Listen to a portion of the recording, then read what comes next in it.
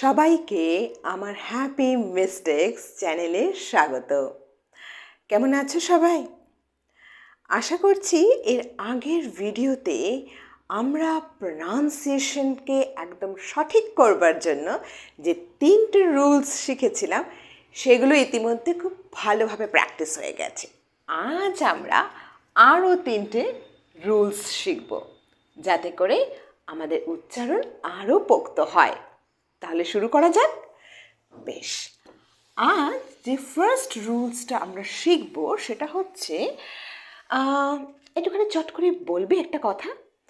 আমরা ফনিক সাউন্ড শিখেছিলাম, রাইট? প্রত্যেকটা লেটারের নিজস্ব সাউন্ড। একটুখানি চট করে এই লেটারটার সাউন্ড বলো তো। একটু বড় করে লিখি। এই লেটারটার সাউন্ড বলো। একদম ঠিক। খ, যেরকম CAT, cat, CAMEL, camel, right? তাহলে আমরা যখনই সি দিয়ে কোনো শব্দ লিখি ওর ফনিক সাউন্ডটা কি ক মতো। যদিও সেটা বলেছিলাম উচ্চারণটা করার সময় ক্যাট এরকম করবে না, উচ্চারণটা ঠিক এখান থেকে আসবে, খ্যাট। আবার খও যেন না হয়, দুটোর একটা মাঝামাঝি জায়গা। বেশ, ফনিক সাউন্ডের ভিডিওটা আশা করছি যদি কোনো অসুবিধা থাকে তোমরা দেখে নিও, তাতে করে আরও সুবিধে হবে। আজকের রুলসটা বলছে যে সি এর পর যদি আই থাকে কিংবা ই থাকে কিংবা যদি ওয়াই থাকে তাহলে ওর উচ্চারণ হবে এস বা শয়ের মতো। কিসের মতো হবে? এস বা শয়ের মতো হবে, তাই কি? চলো আমরা একটু পরখ করে দেখি।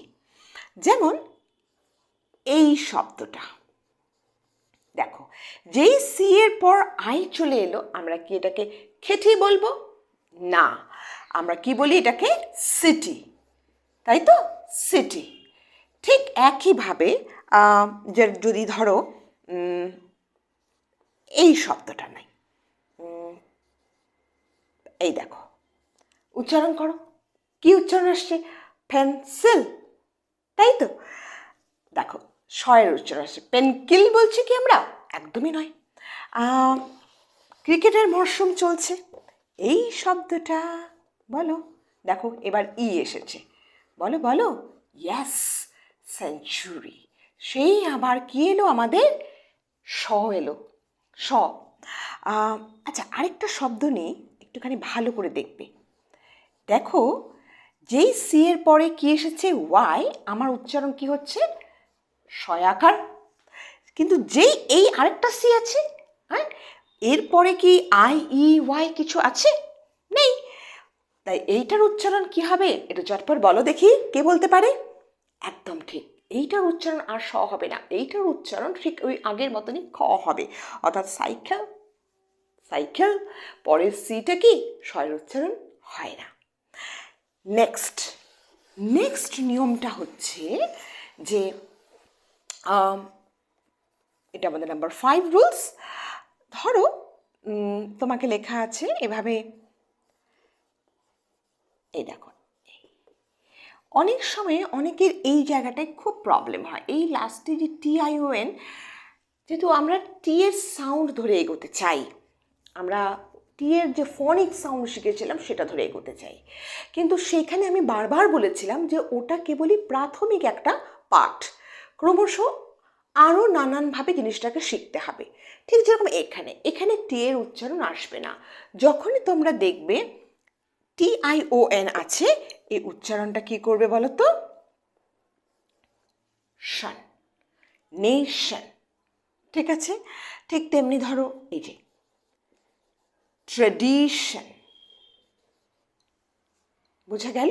তাহলে যখনই TION থাকবে উচ্চারণ কি হবে? একদম ঠিক, স নয়ের উচ্চারণ আসবে, টি এর কোথাও কোনো উচ্চারণ হবে না।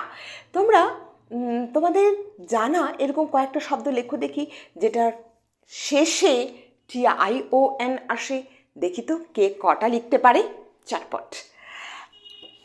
নেক্সট ভিডিও যদি মনে হয় যে এই নিয়মগুলো শিখলে পরে আমি নিজে থেকে অনেক শব্দের উচ্চারণ অনায়াসে করতে পারছি, নির্ভুল করতে পারছি, বানান অনেকটা পোক্ত হচ্ছে, তাহলে নিয়মিত অনুশীলন করো।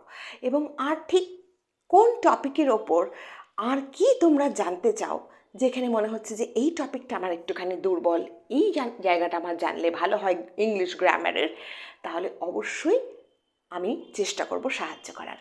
চলো এবার নেক্সট নাম্বার 6। আজকের ভিডিওতে 3টে রুলস, আগের ভিডিওতে আরও 3টে আছে। এইবার নাম্বার 6-এ যেটা আমরা দেখব, তার আগে একটা শব্দ লিখি।